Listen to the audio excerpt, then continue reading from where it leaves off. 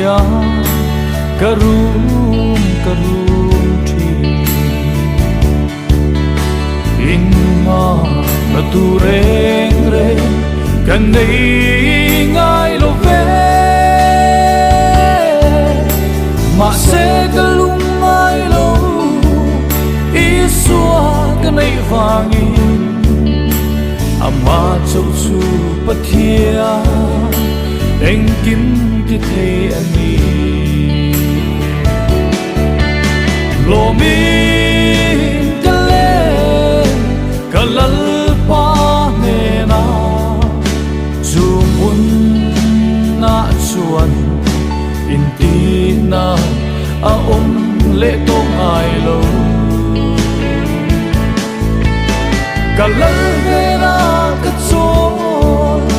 ka chol kum khua to am dei don na le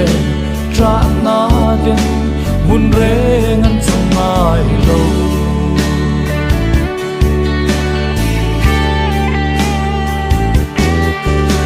sual na chum pui ni din na zin thui na lal pa ngayon ka chao Trini tini lung chirin anen kapan lalpa iswatin aming nga chuan dam na le chak na om lomi kale kalal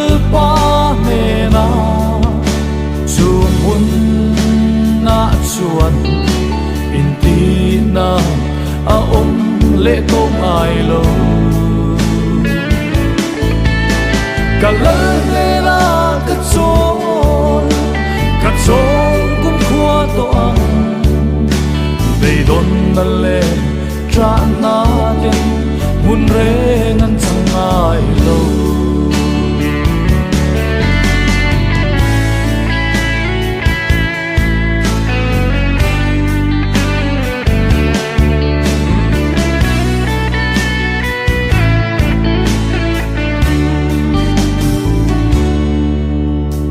vel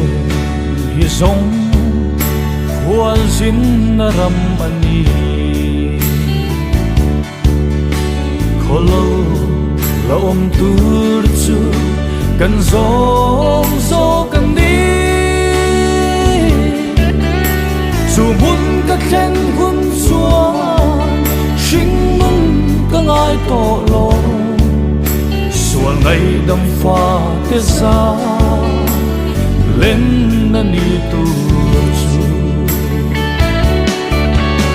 lo mi kale kalal pa ne na chu mun na chuan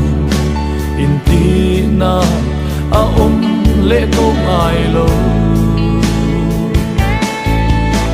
kalal ne la ka chol to am dei don na le tra na den mun re ngan chung ai lo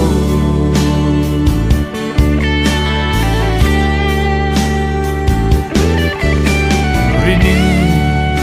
ka thi trin chung thang van nuam khi chuta mangai lung tu te an kim to a chu mun khen turi tuile kharab piang jing kha zarin kale ve to ang lo mi kale kalal pa ne na